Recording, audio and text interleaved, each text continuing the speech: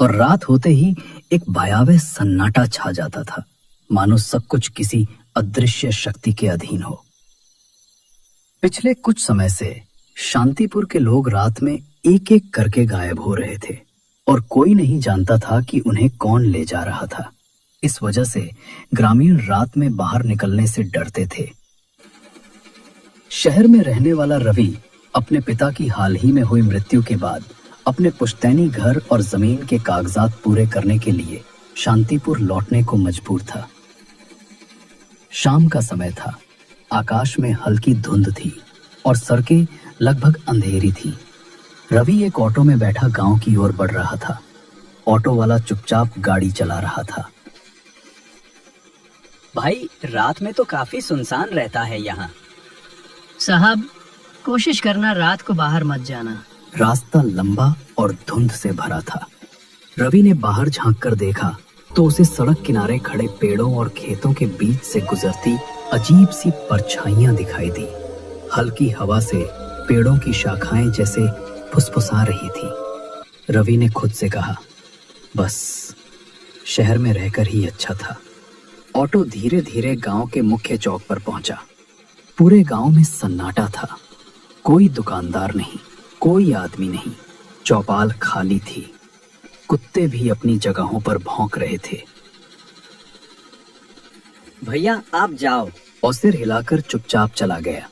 रवि अपने पुराने घर की ओर बढ़ा।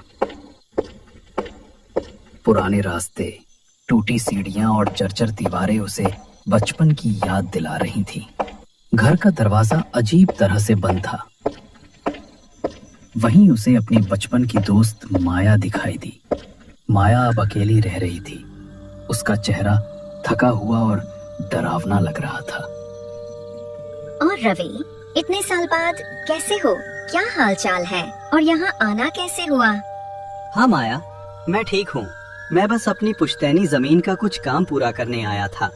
लेकिन ये बताओ, इस गांव में इतना सन्नाटा क्यों है? रवि, हर रात यहाँ कोई न कोई आदमी गायब हो जाता है। कोई आवाज नहीं, कोई निशान नहीं। बस सुबह जमीन पर एक काला निशान मिलता है, जैसे किसी ने उन्हें जला दिया हो। माया, ये सब मनगढ़ंत बातें हैं। गांव वाले डरावनी कहानियाँ बनाते हैं। अगर तुम इसे हल्के में लोगे तो शायद बाद में पछताओगे। रात में बहुत अजीब चीजें होती हैं। आवाजें, परछाइयाँ और कभी कभी नाम पुकारने वाली आवाजें। रवि ने उसे शांत करने की कोशिश की, लेकिन उसके मन में डर बैठ गया। वो जानता था कि रात अब शुरू हो चुकी है और गांव का सन्नाटा धीरे धीरे उसे अपने घेरे में ले रहा है। रात गहरी होने लगी।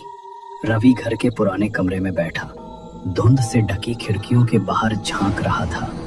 हर खिड़की पर अजीब सी परछाइयां आ जा रही थीं। कभी हवा में फुसफुसाहटें, कभी दीवारों के पीछे किसी का नाम पुकारना। उसे सोना था क्योंकि अगले दिन जमीन और घर के कागज कंप्लीट करने थे। अगले दिन वो धीरे धीरे गांव की गलियों में घूमने लगा। हर घर का दरवाजा जल्दी बंद था। चौपाल बिल्कुल खाली।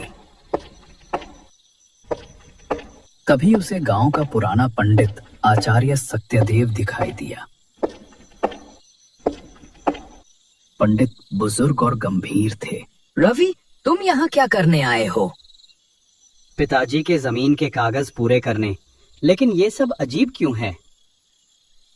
ये गांव शापित है और ये श्राप उसी जमीन से जुड़ा है जो तुम्हारे परिवार की थी। कैसा श्राप? तुम्हारे दादा ने इस जमीन पर एक मंदिर गिरवाया था। उस मंदिर में एक रक्षक की आत्मा थी जो गांव की रक्षा करती थी। जब मंदिर टूट गया, आत्मा कैद हो गई। अब यहाँ हर रात किसी इंसान की आत्मा खींचती है ताकि अपनी कैद से मुक्त हो सके। रवि ने पंडित की बातों को बड़ी गौर से सुना, लेकिन उसके भीतर डर बैठ चुका था। अगली रात आसपास की धुंध और आवाजें उसे लगातार परेशान कर रही थीं। दीवारों के पीछे फुसफुसाहटें, हवाओं में नाम पुकारने की आवाजें और खिड़कियों से गुजरते काले साए उसे मानसिक रूप से कमजोर कर रहे हैं। अगले दिन रवि ने तय किया कि वो उस जगह जाएगा जहां मंदिर था। रवि, मत जाओ वहां, ये खतरनाक है, तुम्हें शायद बचकर नहीं निकल पाओगे। मुझे सच्चाई जाननी है, अब डर कोई काम नहीं आएगा। रात का समय था। पूरा गांव रवि को रोकने की कोशिश कर रहा था, लेकिन रवि ने हिम्मत दिखाते हुए आगे बढ़ना तय किया। रवि उस जगह पहुंचा। चारों तरफ जली हुई मिट्टी, टूटी दीवारें और बीच में एक पुराना बुझा हुआ दिया पड़ा था। रवि ने धीरे से दिया जलाया। जैसे ही लौ उठी, जमीन हिलने लगी, हवा में सिसकारियां गूंजने लगी। रवि का मन डर से कांप रहा था। तभी माया वहां पहुंचती है, लेकिन उसका चेहरा बदल चुका था। उसकी आंखों में अब शैतानी शक्ति दिख रही थी। मैं अब तुम्हें नहीं छोड़ूंगी। तुम्हें निगलने के बाद मैं इस श्राप से मुक्त हो जाऊंगी। नहीं, मुझे छोड़ दो। लेकिन आसपास धुआं फैल जाता है। धीरे धीरे रवि गायब हो जाता है। गांव में अब केवल सन्नाटा और हवा में हल्की सिसकारियां रह जाती हैं। सुबह गांव में अफवाह फैलती है, रवि भी उस राक्षस के चंगुल में फंस गया। गांव के लोग अब और अधिक डर के साए में जीने लगते हैं। शांतिपुर की धुंध अब और घनी हो जाती है। सड़कें, पेड़, खेत और पुराना घर, सब कुछ जैसे रवि की कमी को महसूस कर रहा हो।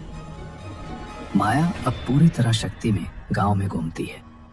हर रात वो नए शिकार ढूंढती है और कोई नहीं जानता कि अगली रात किसका साया दीवारों पर रह जाएगा।